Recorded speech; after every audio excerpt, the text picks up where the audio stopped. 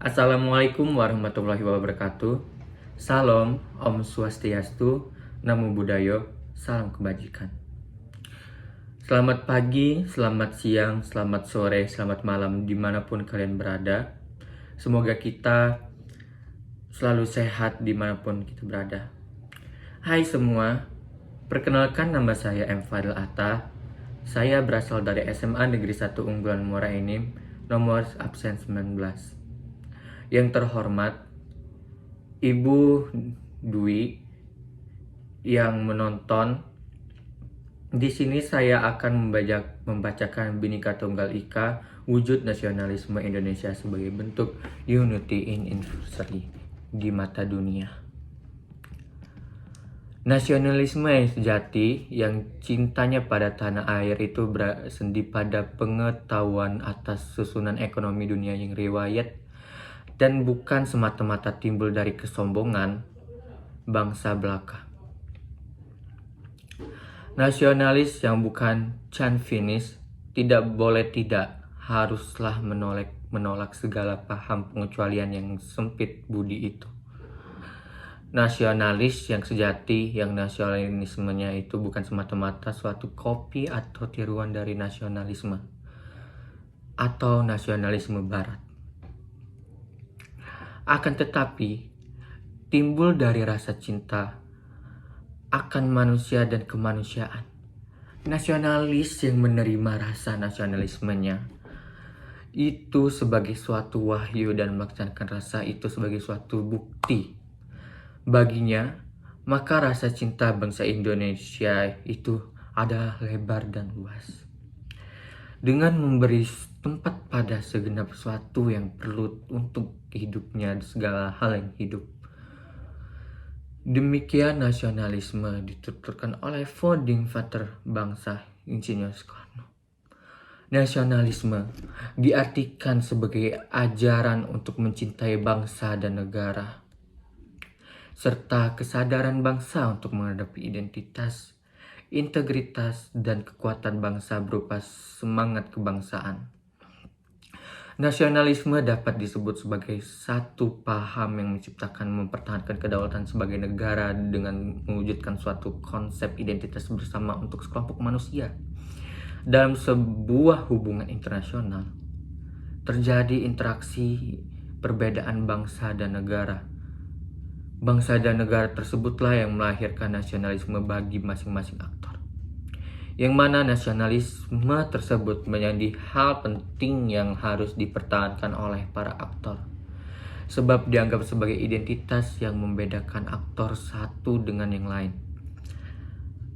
Aktor yang tidak mampu menjaga nasionalismenya dengan baik, tidak akan mampu bertahan lama dengan interaksi internasionalisnya. Di Indonesia, wujud dari nasionalisme adalah Bhinneka Tunggal Ika.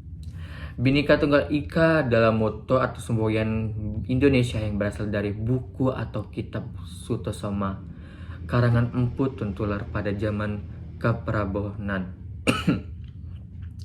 pada masa Majapahit abad ke-14 yang diikrarkan oleh Patih Gajah Mada dalam kekuatan Sutosoma.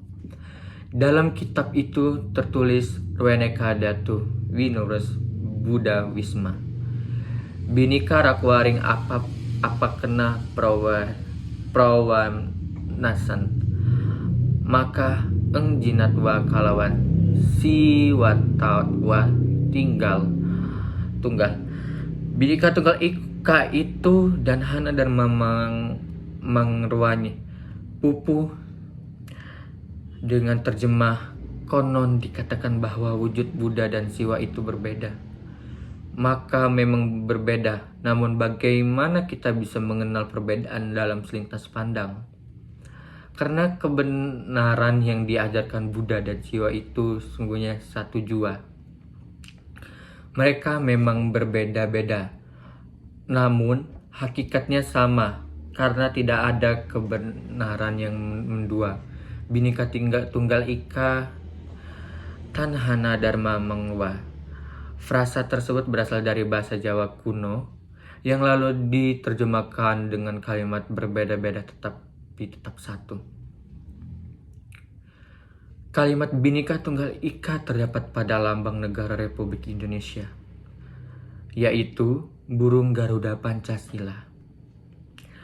Dan Pancasila yang dituangkan dalam sila ketiga, yakni Persatuan Indonesia, yang merupakan landasan hukum dalam hal integrasi bangsa dan negara.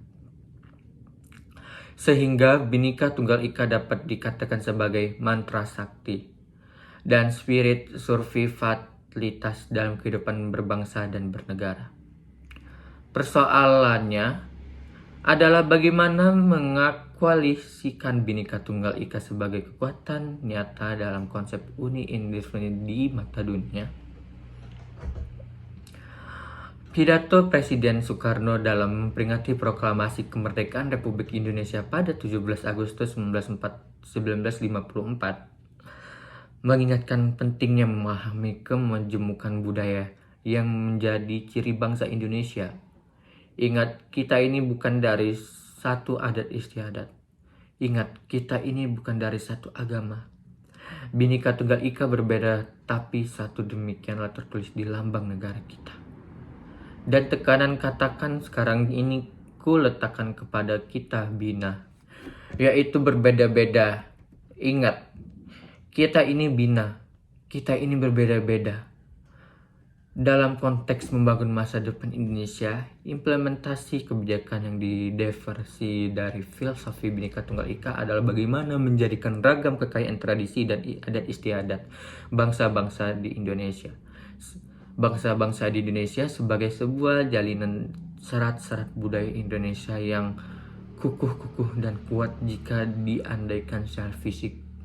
Pertumbuhan pada setiap tahap akan terjadi transformasi dalam bentuk baru. Dalam transformasi fisik itu harus ditunjukkan. Untuk menumbuhkan pohon yang tegak dan kuat, tercabutnya akar-akar sebatang pohon akan terdampak pada robohnya pohon, sehingga pohon tidak lagi dapat disebut pohon, melainkan hanya onggokan kayu. Sultan Hamengkubuwono, walaupun Indonesia menurut Van Vonneha dan Holleman terdiri dari 19 hukum adat, tetapi ada dasarnya Indonesia terdiri dari ratusan suku bangsa yang bermukim di wilayah yang tersebar dalam ratusan pulau yang ada di Indonesia. Mengenai kekayaan tradisi dan kebudayaan, strategi kebudayaan memandang dua aspek penting bagikan dua sisi mata uang.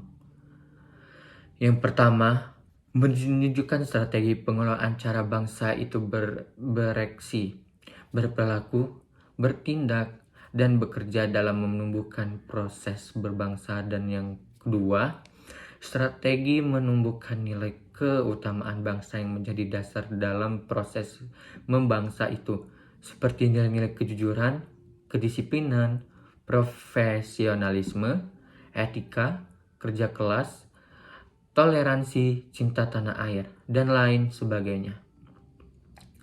Strategi kebudayaan masyarakat, kemampuan menghidupkan filosofi perbedaan yang beragam seperti suku, ras, agama, budaya, bahasa, dan adat istiadat di dalamnya.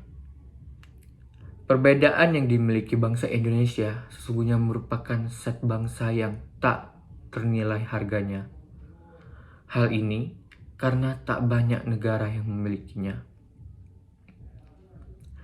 Menurut saya, Indonesia sangat beragam dari 5 sara, yaitu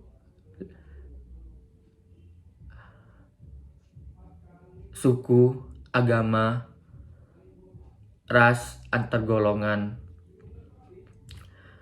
Di situ sangat menjunjung tinggi toleransi kita di Indonesia. Seperti saya memiliki teman yang beragama lain, di situ kami sangat toleransi. Seperti ada teman saya yang bernama Bepan, itu dia sangat toleransi dengan saya, dia sangat menghargai saya. Saya ingat saat saya lagi jalan-jalan dengannya, saya tidak lupa sholat, dia nemenin saya sholat tapi dia nunggu di mobil. Perbedaan adalah suatu keberagaman yang bisa kita lakukan adalah menerima perbedaan tersebut dan menjadikan sebagai bagian dari kehidupan. Perbedaan bukan justru kita jadikan sumber konflik, melainkan sebisa mungkin kita jadikan tolak kekuatan untuk membangun kehidupan yang harmonis, damai, dan penuh toleransi, sehingga kedamaian di dunia bisa betul-betul terwujud. Walaupun kita berbeda-beda, kita harus tetap menjaga rasa persatuan dan kesatuan bangsa agar tidak terjadi konflik. Sebagai yang tertulis dalam semboyan negara kita, yaitu Bhinneka Tunggal Ika. Berbeda-beda tapi tetap satu jiwa. Maaf.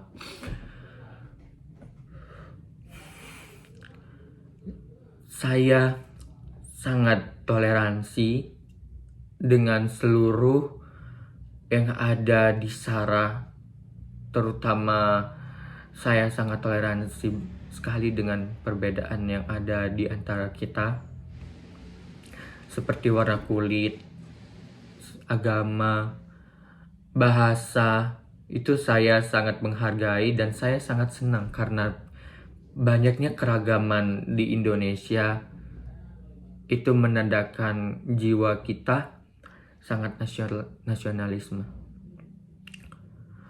Bhinneka Tunggal Ika adalah semboyan atau moto bangsa Indonesia yang terdapat dalam lambang negara, burung Garuda. Istilah tersebut diambil dari buku Satu Soma, karangan Empu Tentular, yang ditulis dalam bahasa Sanskerta. Bhinneka Tunggal Ika menunjukkan bahwa bangsa Indonesia adalah bangsa yang heterogen, yaitu bangsa yang mempunyai keanekaragaman, baik aspek agama, budaya, maupun ras dan suku bangsa. Pemuda adalah masa suatu bangsa, maka jika pemudanya kuat, akan kuat pula lah suatu bangsa. Begitulah adagium yang sering kita dengar dan baca. Saat ini generasi muda kita dihadapkan dengan suatu tantangan yang sekaligus sebagai peluang untuk menjadi generasi yang tangguh, yakni kemajuan teknologi informasi yang sudah tidak bisa terbendung dengan bantengnya apapun, sehingga pada diri mereka sendirilah benteng terkuat untuk mengendalikannya. Sejarah suatu bangsa selalu dimulai dengan cerita dengan sebuah judul yang bercerita tentang peran besar para pemuda. Tak peduli apa itu sebuah revolusi atau sebuah reformasi, maka pemuda selalu menjadi aktor sejarah yang senantiasa hadir ketika suatu bangsa membutuhkan suatu ide besar dalam perjuangannya.